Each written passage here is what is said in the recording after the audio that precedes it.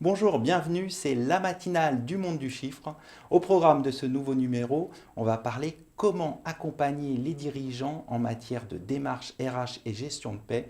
On évoquera aussi Lucas, le centre d'affaires des experts comptables et commissaires aux comptes. Et enfin, on parlera de l'examen de conformité fiscale.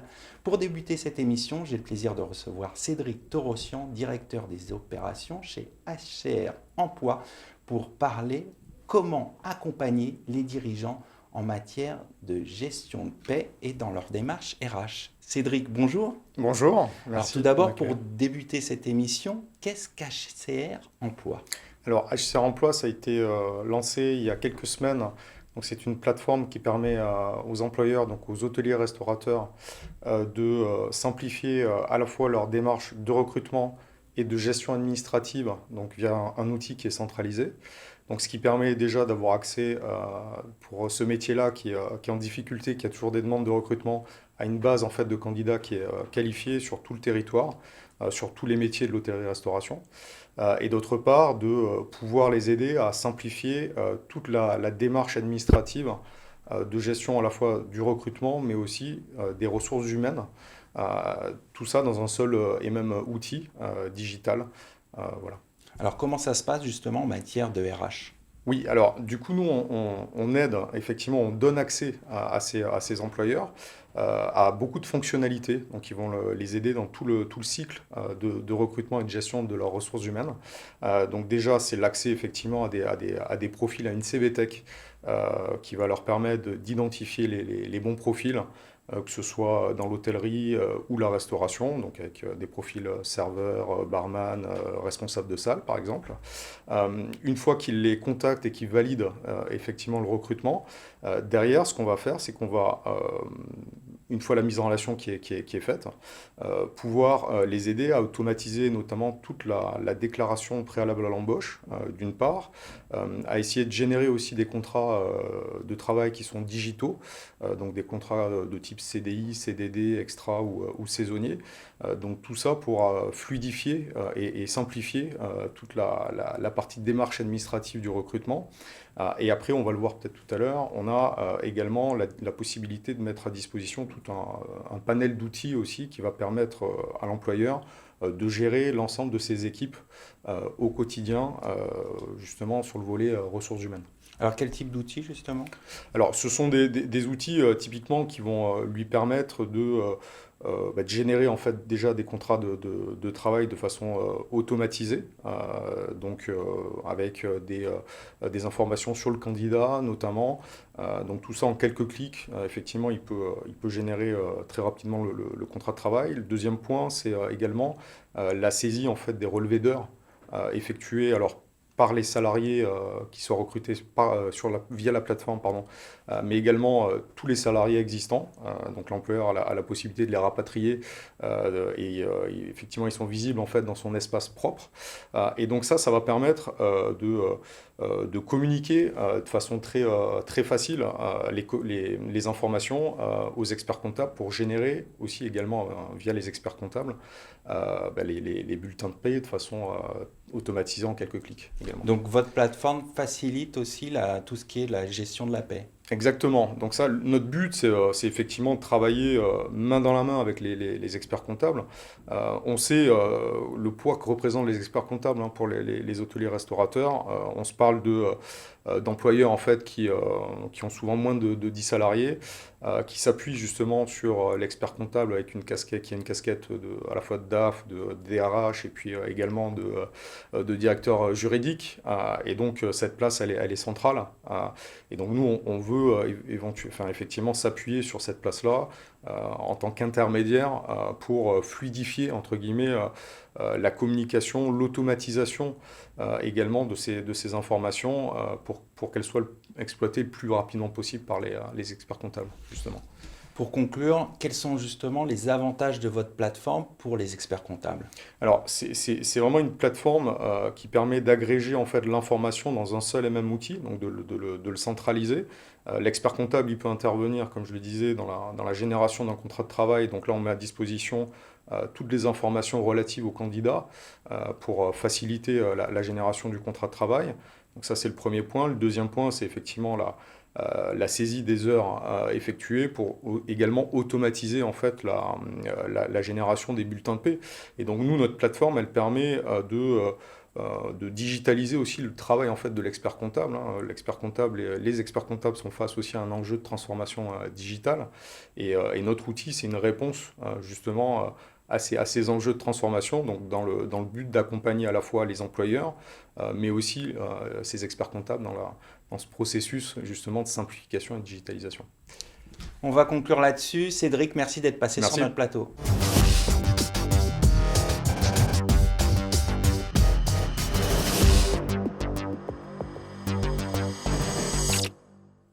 Vous êtes toujours dans la matinale, on va parler de Lucas, le centre d'affaires pour les experts comptables et commissaires aux comptes. Pour évoquer ce sujet, j'ai le plaisir de recevoir Émilie Moriot, expert comptable et membre du conseil de l'Ordre des experts comptables de Paris. Émilie, bonjour. Bonjour. Pouvez-vous nous présenter Lucas ? Alors Lucas, si on s'en tient aux faits, est un espace de coworking pour les experts comptables et les commissaires aux comptes.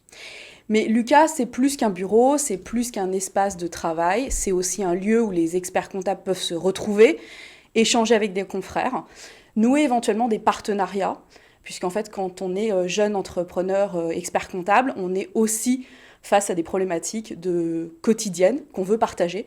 Et Lucas propose bien plus que cet espace de travail, il propose aussi ce moment d'échange qu'on peut avoir avec des partenaires. Et à terme, nouer des partenariats avec des confrères. Par exemple, beaucoup de consoeurs et confrères qui s'installent ne veulent pas faire de la paye. Et par exemple, certains confrères, eux, vont développer leur cabinet sur cet axe-là. Donc Lucas va permettre en fait de mettre en relation également ces experts comptables pour développer des synergies communes ou de la co-traitance ou développer des missions communes pour leurs clients. Quels sont tous les services proposés par Lucas ? Alors Lucas va proposer 3 offres principales. Un espace de domiciliation, donc vous pouvez domicilier votre entreprise, y recevoir votre courrier, recevoir vos clients ponctuellement avec des salles de réunion. Mais c'est aussi d'autres offres qui sont des offres de coworking, donc avec 2 formules, où vous pouvez avoir un espace de travail qui vous est libre sur un open space, où vous y installez quand vous voulez, au moment où vous voulez, vous pouvez poser vos valises à un moment entre 2 rendez-vous. Vous avez la possibilité aussi d'avoir dans cet espace de coworking des salles de réunion pour y recevoir vos clients. Vous avez des photocopieurs, des scanners, vous pouvez recevoir votre courrier, vous avez tout ça qui est mis à disposition. Et vous avez aussi une 3e offre qui est des bureaux individuels.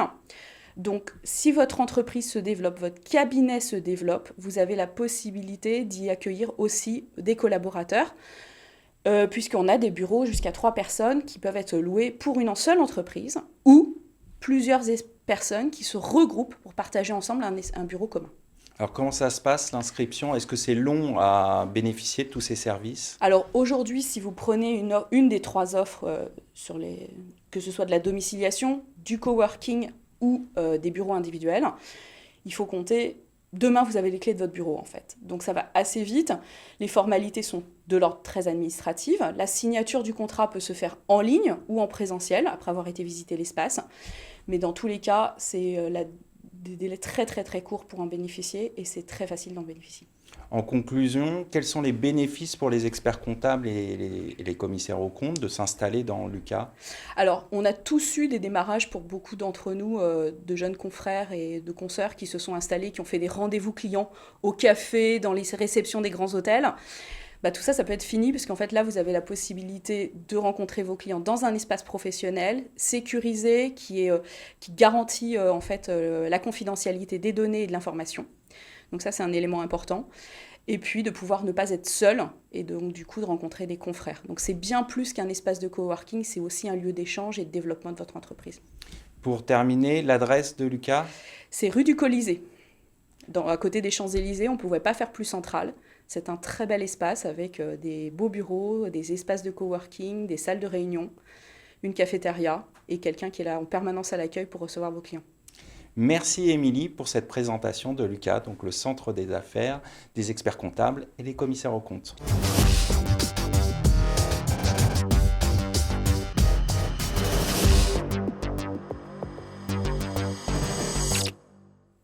Vous êtes toujours dans la matinale, on va parler de l'examen de conformité fiscale avec mon invité Vital Saint-Marc, associé au sein du cabinet RSM. Vital, bonjour. Bonjour. Alors, qu'est-ce que l'examen de conformité fiscale? Alors en pratique, on peut dire que l'examen de conformité fiscale, c'est un certificat de qualité fiscale, c'est le premier du genre en France, que les entreprises remettront bien sûr à l'administration, mais qu'elles pourront remettre à leurs partenaires financiers, banquiers, investisseurs, voire aux entreprises, enfin aux partenaires qui voudraient racheter l'entreprise, pour montrer donc leur vertu fiscale. Alors, comment ça fonctionne? Quels sont les points à vérifier? Alors, la première chose qu'il faut comprendre, c'est que cet examen est d'abord une volonté de l'entreprise, celle de procéder donc à une vérification de certains points de la comptabilité, de la fiscalité. Cette manifestation, enfin cette volonté va se manifester par une indication portée sur la déclaration fiscale de l'entreprise et également par le nom du prestataire vers lequel l'entreprise souhaite se tourner pour réaliser cet examen de conformité fiscale.